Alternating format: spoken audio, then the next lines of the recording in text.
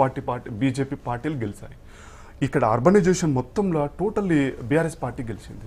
ఎందుకంటే వాళ్ళకు నెక్స్ట్ కూడా ఈ మూడోసారి కూడా అధికారంలోకి బీఆర్ఎస్ పార్టీ వస్తుందని చెప్పేసి ఇక్కడ ఓటేశారు. ఎందుకంటే ఇక్కడ ఉన్న సమస్యలకు వాళ్ళని మాత్రమే చూజ్ చేసుకుంటారు. కాబట్టి ఇక్కడ ఇప్పుడు ప్రస్తుతం బీఆర్ఎస్ పార్టీ అధికారంలో లేదు. ఇంకొక పాయింట్ మనం చూసుకోవచ్చు. లాస్యా నందిత మరణించిన తర్వాత కంటోన్మెంట్ సికింద్రాబాద్ కంటోన్మెంట్ జరిగింది. వెంటనే అంటే వాళ్ళు ఇక్కడ ప్రజల యొక్క మనస్తత్వం మనం చూడొచ్చు. ఏంటంటే అరే అధికారం లేదు, వాళ్ళు ప్రజలు ఎంతగా చూడండి, అధికారం ఉంటే వాళ్ళు డైరెక్ట్ హక్కును చేర్చుకుంటారు, పార్టీ ఏ పార్టీ అయినా. లేదు అంటే వెంటనే వాళ్ళు దూరం చేసేస్తారు. అంటే లాస్యానందిత చనిపోయిన వాళ్ళ దగ్గర బంధువును కంటెస్ట్ ఆ పార్టీ అభ్యర్థికి బీఆర్ఎస్ పార్టీకి టికెట్ ఇచ్చినా కూడా రిజెక్ట్ చేసి గణేష్కి ఇచ్చారు. ఒక్క నిమిషం అండి. సిఏఏ సదస్సులో ఏపీ సీఎం చంద్రబాబు నాయుడు గారు మాట్లాడుతున్నారు, ఒకసారి చూద్దాం please. Live. Honorable Union Minister for Commerce and Industry, Government of India, Sri Piyush Goyal garu. రెండో రౌండ్ ఫలితాలు ఈసీ అధికారికంగా ప్రకటించింది. రెండో రౌండ్లోనూ కాంగ్రెస్ ఆధిక్యంలో కొనసాగింది. రెండో రౌండ్లో కాంగ్రెస్కు 8,963 ఓట్లు రాగా అటు బీఆర్ఎస్కు 6,015 ఓట్లు వచ్చాయి, బీజేపీకి 1,308 ఓట్లు వచ్చాయి.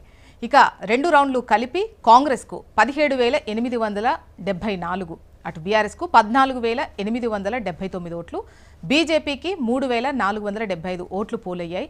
రెండో రౌండ్ తర్వాత కాంగ్రెస్ అభ్యర్థి నవీన్ యాదవ్ 2,995 ఓట్ల ఆధిక్యంలో కొనసాగారు. ఇది ఈసీ రెండో రౌండ్ ముగిసిన తర్వాత ప్రకటించినటువంటి లెక్క.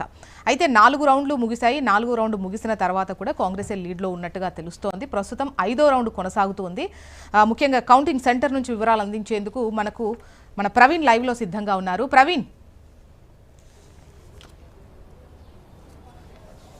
ఇప్పటికీ 4 రౌండ్లు పూర్తయింది. ప్రతి రౌండ్లో కూడా కాంగ్రెస్ ఆధిక్యంలో కూడా కొనసాగుతుందని చెప్పుకోవచ్చు. మొదటి రౌండ్ గమనిస్తే కూడా ఈ మొదటి రౌండ్ మాత్రం షేక్పేటకు సంబంధించిన డివిజన్ ఉంటుంది. షేక్పేటలో కూడా కాంగ్రెస్కి కూడా ఆధిక్యం ఉంటుంది. మొదటి నుంచి కూడా బీఆర్ఎస్ వర్సెస్ కాంగ్రెస్గా కూడా ఆ షేక్పేట డివిజన్లో కూడా రెండు పార్టీల మధ్య పోటీ కూడా నెలకొంది. అక్కడ ప్రచారాలు కూడా అదేవిధంగా పోటాపోటీగా నిర్వహించారు. ఇటు బీఆర్ఎస్ పార్టీ నుంచి ఆ వర్కింగ్ ప్రెసిడెంట్ కేటీఆర్ అక్కడ ప్రచారం చేయగా అదే సమయంలో మాత్రం ఆ ముఖ్యమంత్రి రేవంత్ రెడ్డి కూడా అదే షేక్పేట డివిజన్కి సంబంధించిన దానిపైన కూడా రోడ్ షో చేశారు. అదే సందర్భంలో మాత్రం ఎవరికి ఆధిక్యం ఉంటుంది అనే దానిపైన కూడా ఆ మొదటి నుంచి ఒక ఉత్కంఠ అయితే నెలకొన్న సిచ్యువేషన్ కనిపించింది. అదే సమయంలో మాత్రం మొన్న ఏదైతే ఆ పోలింగ్ జరిగిందో పోలింగ్ జరిగిన రోజు కూడా షేక్పేటకు సంబంధించిన మాత్రం షేక్పేటలో కూడా చాలా వరకు కూడా ఇతర ఓట్లు అంటే ఒకరికి సంబంధించిన ఓట్లు మాత్రం ఇతరులు వేశారు, దొంగ ఓట్లు వేశారని చెప్పి దానిపైన కూడా ఆ బీఆర్ఎస్ అయితే ఆరోపణలు కూడా చేసిన సిచ్యువేషన్ అయితే కనిపించిందని చెప్పుకోవచ్చు. దాంతోపాటుగా రెండో రౌండ్ గమనిస్తే మొత్తం 2,995 ఆధిక్యంలో కూడా కాంగ్రెస్ పార్టీ అయితే కొనసాగింది. ఈ రెండో రౌండ్కు సంబంధించి కూడా కొన్ని ఓట్లు వెంగళరావు నగర్ ఓట్లు ఉంటాయి, అదేవిధంగా షేక్పేట డివిజన్కి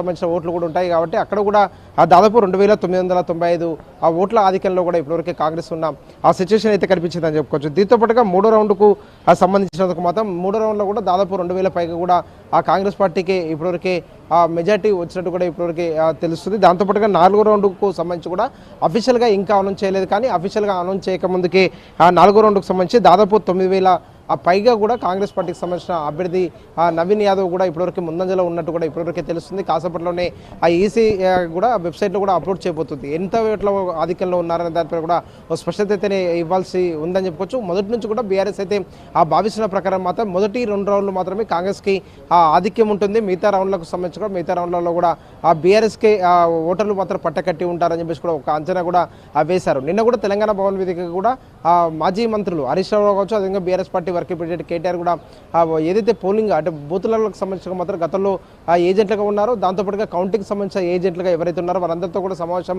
నిర్వహించారు. సమావేశం నిర్వహించిన సమయంలో కూడా ఆ మొదటి 2 రౌండ్లో మాత్రం కాంగ్రెస్ పార్టీకి ఆధిక్యం ఉంటుంది, కానీ ఆ తర్వాత వచ్చే ప్రతి రౌండ్లో కూడా ఆ బీఆర్ఎస్కి ఆధిక్యం ఉంటుందని చెప్పేసి కూడా చెప్పిన ఆ సిచ్యువేషన్ అయితే కనిపించింది. కానీ ఇక్కడ మనం ఉదయం నుంచి గమనిస్తే కూడా ప్రతి రౌండ్కు సంబంధించి కూడా ప్రతి రౌండ్లో మొదటి రౌండ్లో కాంగ్రెస్కి ఆధిక్యం వచ్చింది, అదేవిధంగా సెకండ్ రౌండ్లో కూడా కాంగ్రెస్కి ఆధిక్యంలో ఉంది.